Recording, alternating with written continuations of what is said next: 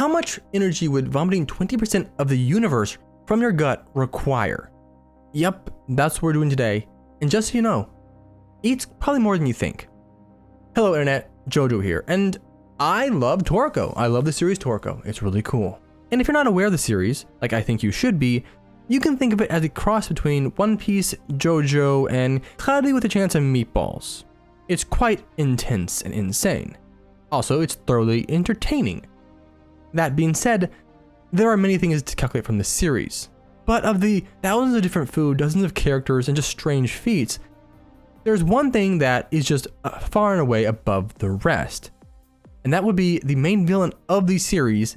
Well, I guess he's the more misunderstood of the series, or the main socially awkward of the series. I don't know. It's when he vomited up about 20% of the universe. We're talking about Neo. Now from this image, Neo might not seem that terrifying, but he is known as an appetite demon, and he has a taste for foods that are filled with emotion. His favorite emotion being fear and despair. So in order to beat him during the final arc, Toriko unleashes a myriad of attacks that are filled with his least favorite emotion, rage. And so after taking a lot of these disgusting attacks and consuming even more food and maybe a bit of a Deus Ex Machina, Neo essentially vomited up his entire guts. Now that is a definitely simplified version of the story, but it is what happened. Now, Neo's major claim to fame is that being an appetite demon, he was so hungry that when left alone, he systematically consumed all edible materials and a lot of unedible materials in about 1/5 of the known universe.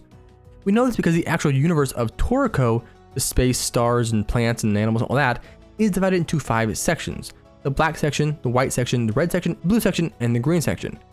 Over the course of several billion years, Neo managed to consume the entire blue section of the universe and leave the planets barren.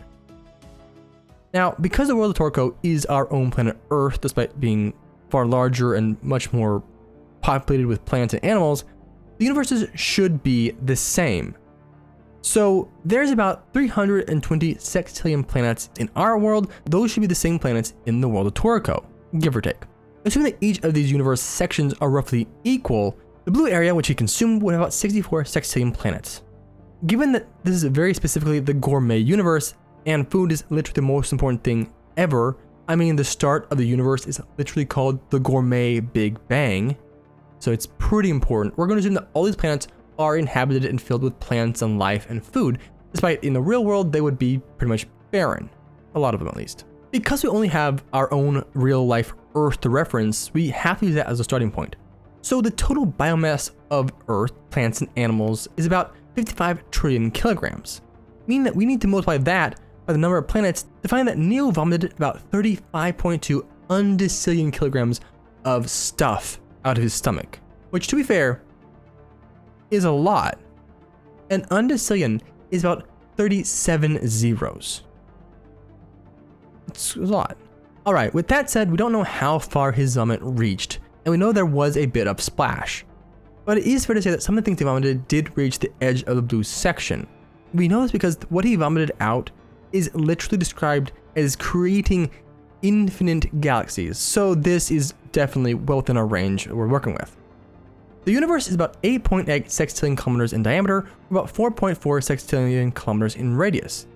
We are also told that an unknown number of days passed as he vomited up the entire universe, but that's a bit silly, because if the end of the world happened and was stopped and the big bad who was going to bring the end of the world was sitting in the world vomiting up his guts, you would count the days, right? I mean, like people count the days for much less reason than that. Calendars are literally, yeah, you would count the days. So this was definitely counted, but they just didn't want to tell us. That being said, we can actually get a pretty specific narrow time frame to look at. Of course, we don't need an exact time, we just need a general idea.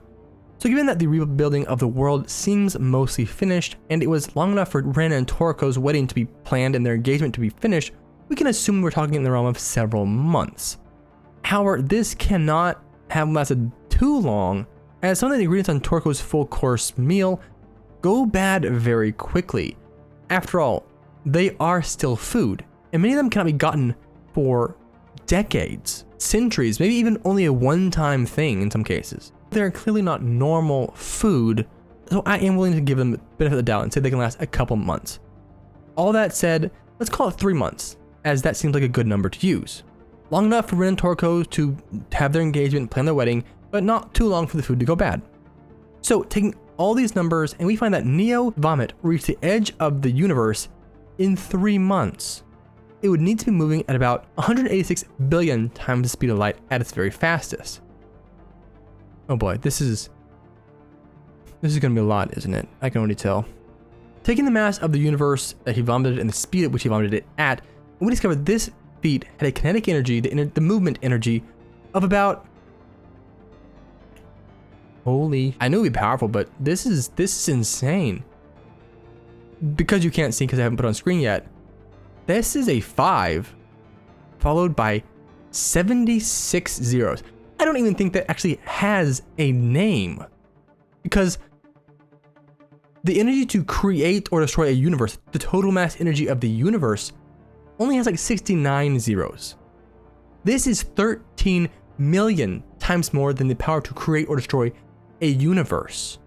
Having a dimension in your stomach is one thing. I saw that claim a few times, but didn't see anything explicitly saying that in the manga. But this level of power is completely... No, I can't. Toriko has some great feats, but this is absolutely bonkers. This is unacceptable in many instances. In fact, this might be the first feat that I've ever looked at, especially a feat that I've calculated and gone, yeah, no, but I'm doing it here. This is so far outside the maximum range that every other feat in the franchise has had that I just cannot use this. There are creatures with a higher capture level because, yes, power levels are a thing in Toriko, but it kind of makes sense. But anyway, there are creatures with far higher capture levels. Like, we're talking the difference between, like, I don't know, East Blue, Luffy, and Kaido. Thousands of times difference, who cannot be this powerful. I mean, it's literally more powerful than 99.99999% of other fictional worlds. Because at most series do like the creation of the universe or destruction of the universe. They don't go far beyond that. They might go to multiverses, but creation of the universe is generally where you stop. Creation or destruction of the universe is generally where you stop. And this is 13 million times that power. As much as I love Toriko, I just don't think I can actually sign off on this feat. I just can't. I'm all for interesting and cool feats, regardless of how powerful they are. After all, there's nothing more boring and uninteresting than a universe-busting statement or clash that shakes the universe. But this is just too much. It was clearly not intended to be applicable to power or attack potency, and there's literally no other feats in the entire franchise of this level of power. It just doesn't work. I always love this feat, but man, this is insane. Incredibly insane.